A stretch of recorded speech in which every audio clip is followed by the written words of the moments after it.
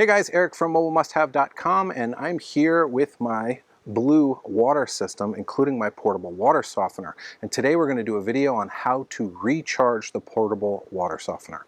Come along with us and we'll tell you all about it.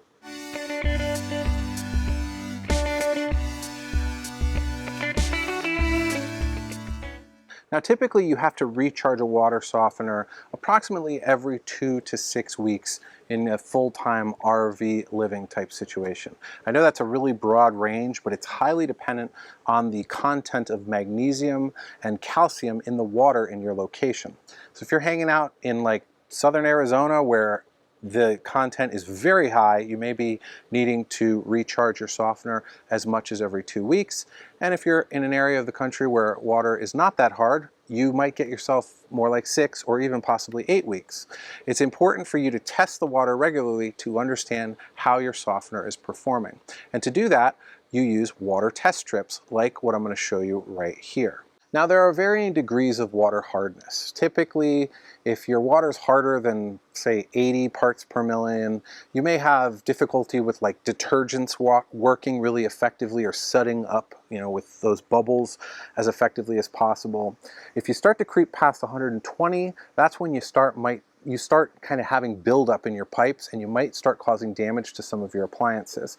And if you're north of like 250, which is really hard, that's when it's virtually impossible to use a dishwasher or any appliance without there just being film all over everything and it just kind of being a bad experience. So a water softener takes care of all of those things. So right here I've got some water softening test strips. They come in a little container like this.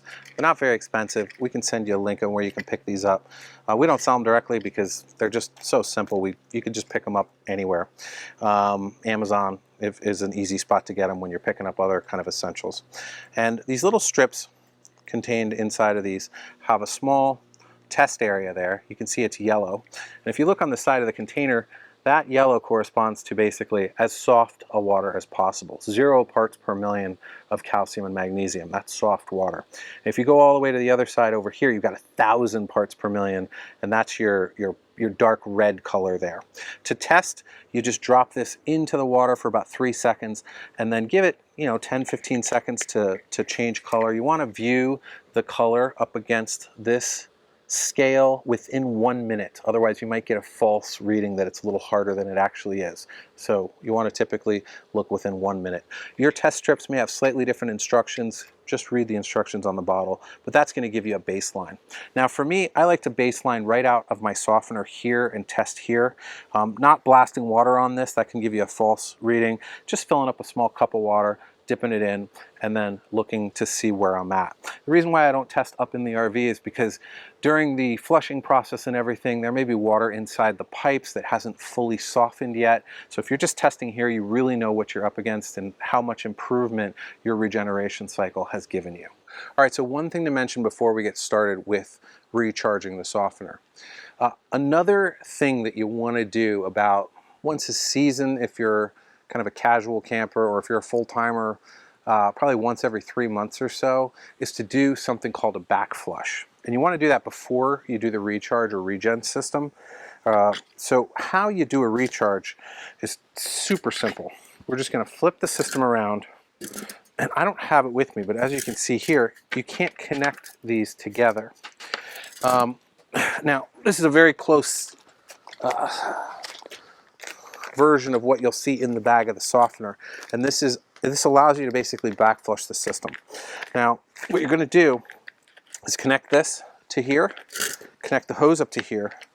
Now you're in the back flush scenario. You're going to turn on the water for 5 full minutes. Once that back flush is done, you flip it back around and you start the regen process. Let's get started with what you need to do the regeneration process. You need one of these, which is 26 ounces of table salt. I would get yourself a couple of these, travel with them, and if you have neglected your softener for more than the recommended amount of time, you may have to run your regen cycle twice, so you're going to need 2 of these in that case, and you do have to run them twice. You can't just pour twice as much salt in there and get a result. At least I haven't found that works really well. So, but for right now, we're going to attempt to do 1 softening and see how we do. We need that. Because I know my softener has gone a little bit longer than normal, I'm going to also use a pitcher here filled with warm water, and then I've also got myself a yardstick here made out of aluminum. You could honestly use a stick, but you don't want to contaminate your resin with something organic like that, so I like to use this, and I'll show you what I'm going to do with that in a little bit. All right, so step one is we're going to turn off the water source. We're going to turn off our water pump, and then we're going to turn on our exterior or interior faucets and let all the water drain out so that when I go to disconnect this quick connect, it's not under high pressure. Okay, now that we've removed the water pressure, we're going to go ahead and remove both of these hoses like that from both sides. And we're going to take the softener and carefully tip it on its side. We're not going to turn it all the way upside down. Just tip it on its side and allow the water to drain out of the inlet port, just like this. Now we don't have to get all of the water out of the system. We're just trying to get a good amount of it out so that when we do pour the salt into the system to recharge it, that it is going to fully absorb and coat those resin beads completely to make sure that we can really remove all of that magnesium and calcium and give us a nice good recharge. One thing to note, if you did tip the device over 100%, what can happen is the resin can actually coat the threads of the top, and it can make it difficult for it to unscrew completely.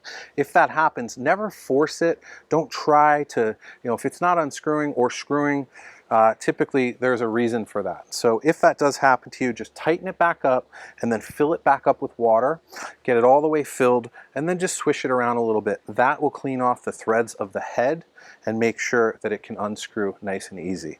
Because I've tipped this over nice and soft, I suspect it's going to come off really easily. Now that our water's pretty much done, let's go ahead and get that done now.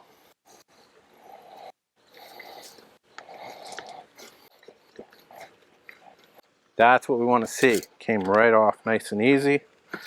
And when we bring this out, we're going to see resin. They look like little gold beads, and they will be kind of all over the place. And we just want to make sure they stay in there. And we're going to take this head and just set it off on the side like that. And let's just keep that somewhere where it's not going to get dirty. All right, next we're going to take our salt and we're going to go ahead and open that up and pour that whole guy in there.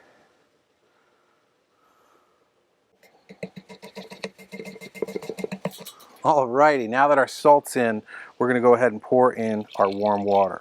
Now you may have noticed when I was pouring that salt that I got a little bit on the rim, on the edges, where the threads are to the water softener. Make sure that while you're pouring this in, just to save yourself some time, you go ahead and rinse off those threads if you see anything on them that might impede your ability to tighten this once you're all done and you're ready to put everything back together. Alright, so this is a step that is maybe just the mobile must-have step. I've had softeners for quite a while. This is typically never in the instructions from the manufacturer, but I am world-renowned for forgetting to recharge my softeners. So I like to take my yardstick here, again made out of aluminum, not something super organic like wood or whatnot, and just get that salt solution all over my resin on all of the different sides. Now for me, what I like to do at this point is I start a timer and I go ahead and wait 5 minutes just to allow that salt to really absorb into those resin crystals, to clean them off and get rid of all that magnesium and calcium. If you're better than I am and you recharge on a regular basis, you can most likely skip this step. All right, it's been about 5 minutes. I've just put that over the cover to make sure nothing goes in there and contaminates my system while I waited. Now we're ready to reassemble the system. So we're going to go ahead and put the head right back in. Now I like to turn the head one full turn until I hear that click. Sometimes it's less than a full turn, and that tells me it's ready to thread in the other direction. Lefty-loosey, righty-tighty, just like every other screw you have on your RV. So we're going to go ahead and tighten that up, and it should be nice and easy to turn. If for some reason it's not, don't force it. Just go back the other way, clean off those threads, and everything will be easy. Once you meet some resistance, you're going to be looking at about a quarter turn till you've given it a nice seal. Don't over tighten it. It'll just make your life a lot harder the next time you go to take everything apart. Next, we're going to attach our inlet supply hose to the inlet side, and we are going to turn on the water very, very low, just about like 1/8 of a turn, just to get the water coming out. Now, instructions typically tell you that you want the stream of water to be about the diameter of a pencil. The way I like to do it is I just look for the water to just barely clear the edge of the canister. That's just an easy way for me to know that I've got the right amount of flow. All right, I like that. That's a nice, good pencil-sized stream. Now, the manual typically says about 15 minutes for a 10,000 grain softener. I like to do it 20 or 25 minutes. Maybe I'm wasting some of my soft water, but what I don't want is a salty tasting water inside of the coach. And typically the first thing that gets hit is like the ice maker. And I'm like, oh, salty ice cubes. So I like to just add some time to this process to make sure that the water coming out of here is nice and ready to go. One more tip, while you're doing this, you can turn on your water pump inside your RV, giving everyone else inside access to the water that's in your fresh water tank. That way you don't feel rushed and they've got water. All right, my timer is going off. We're gonna hit stop on that. We ended up with doing the 25 minutes. I know I said 20, 25, but I like to do it a little bit longer just to make sure that we've got a good flush. And you can just tell that was cloudy, white, salty water. Now it's nice and clear, looking good. Next step is we're gonna turn this on full power. Now they say to do it for 2 to 3 minutes. Every single time I do it, 2 to 3 minutes. When I go to check at the very end, my last step is I take a sip of this, make sure it doesn't taste too salty. I'm usually dealing with a little bit of salt. That might be because I like to get my salt warmed up with the warm water and diluted fully. I'm not really sure, but we're gonna go ahead and run this for 5 full minutes at full power. One more thing, make sure you're running a pressure regulator at the base here, especially when you're running something full output like this, just to make sure you don't have any damage. I've seen some RV parks where they've got like water cisterns up on a hill and they're getting 100 PSI of water pressure at some of the sites. Just have a pressure regulator. It's a super smart move, and obviously it's going to protect your RV pipes as well.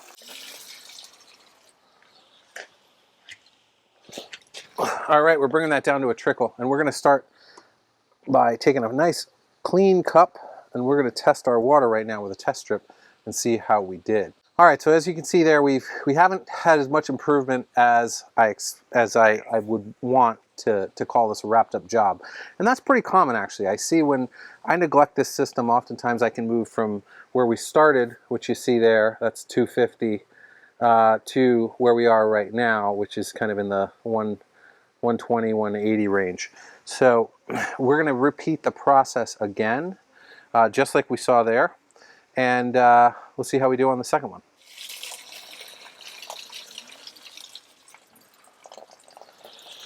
All right, so we're just wrapping up our second flush. Got another clean cup here. We're gonna test that again. Let's see how we do. Nice. All right, so we are now officially with soft water. So the last test I'm gonna do is I'm going to fill this up and just give it a taste. I mean, it's your drinking water after all, right? Tastes good. No salt taste at all. And obviously I have my Blu Longevity 0.2 micron and Tasty filter here, which is why I'm perfectly comfortable drinking the water in my RV. I don't need to do bottled water or anything else. We're ready to go. Let's get the system hooked back up, and welcome to having soft water. All right, I'm all hooked up. Gonna turn on my water. Make sure my water pump is off, which it is. As always, if you have any questions, you can hop over to mobilemusthave.com and you can start up a chat in the bottom right-hand corner. You can also, if you have any questions or problems with this, you can schedule a consultation with one of our experts at talk.mobilemusthave.com.